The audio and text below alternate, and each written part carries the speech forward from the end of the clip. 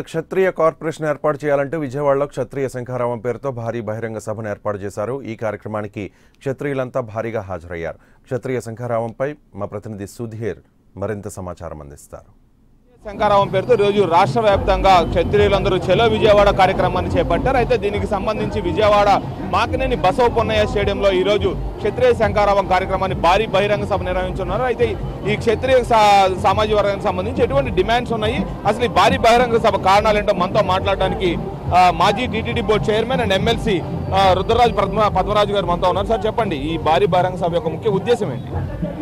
దీని ముఖ్య ఉద్దేశం ఏంటంటే యావత్ రాష్ట్రంలో ఉన్నటువంటి క్షత్రియ సోదరీమణులందరూ కూడా అనేక సంవత్సరాల నుంచి వాళ్ళ ఆలోచన సరళి ఏమిటంటే క్షత్రియులకు ఒక ప్రత్యేకమైనటువంటి కార్పొరేషన్ పెట్టడం ద్వారా క్షత్రియుల్లో ఉన్నటువంటి ఆర్థికంగా వెనుకబడినటువంటి వారందరికీ కూడా చేయూతి ఇవ్వాలనేటువంటి ఒక సంకల్పంతో చేసినటువంటి ప్రక్రియలో భాగమే క్షత్రియులకు రాజకీయంగా కూడా గుర్తింపు ఇవ్వాలనేటువంటిది.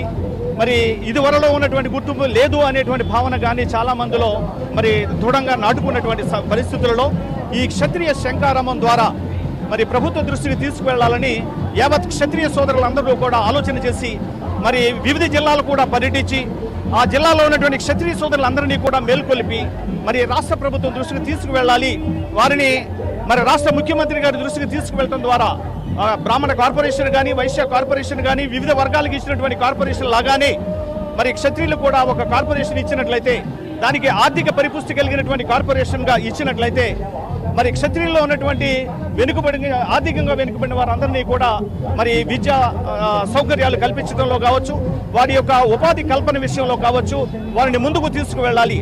ఒకనాడు క్షత్రియులు చాలా ఉన్నత స్థితిలో ఉన్నటువంటి వ్యక్తులు ఈ రోజు సుమారుగా 40-50% మంది చాలా దారిద్ర్యంలో ఉన్నటువంటి పరిస్థితి మనందరం కూడా చూస్తూ ఉన్నాం. వారికి కాస్త రక్షణ కల్పించాలి, ఆర్థికంగా రక్షణ కల్పించాలి, అదేవిధంగా ఉపాధి కల్పనలో కూడా వారికి రక్షణ కల్పించాలి. ప్రభుత్వం నుంచి చేదోడు వాదోడుగా వారి యొక్క మరి సహకారాన్ని అందించినట్లయితే మరింతగా ముందుకు వెళ్తున్నారని అనేటువంటి ఆలోచనతో చేస్తున్నటువంటి ప్రక్రియలో భాగంగానే ఈ క్షత్రియ శంఖారావం యొక్క ముఖ్య ఉద్దేశం.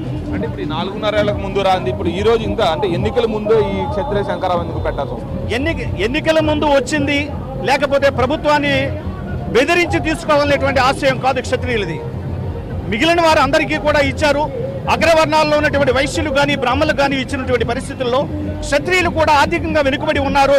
ఈ పరిస్థితుల్లో మనకు కూడా అడగాలి అనేటువంటి భావనతో మరి అనేక సంవత్సరాల నుంచి కోరిక బలీయంగా మనసులో ఉన్నప్పటికీ కూడా కొంత జాప్యం జరిగినప్పటికీ కూడా ఈ ప్రభుత్వం చేస్తుందనేటువంటి ప్రగాఢమైనటువంటి విశ్వాసంతో నమ్మకంతో చంద్రబాబు నాయుడు గారు అనేక మందికి ఈ కార్పొరేషన్లు ఇచ్చారు.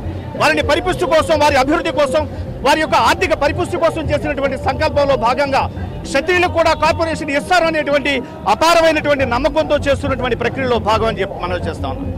మనం చూస్తున్నాం ఇక్కడ సింగ్ నగర్ దగ్గర ఉన్న అల్లూరి సీతారామరాజు వంతెన దగ్గర నుంచి ఈ క్షత్రియ శంఖారావానికి సంబంధించిన ర్యాలీ ప్రారంభం కాబోతా ఉంది.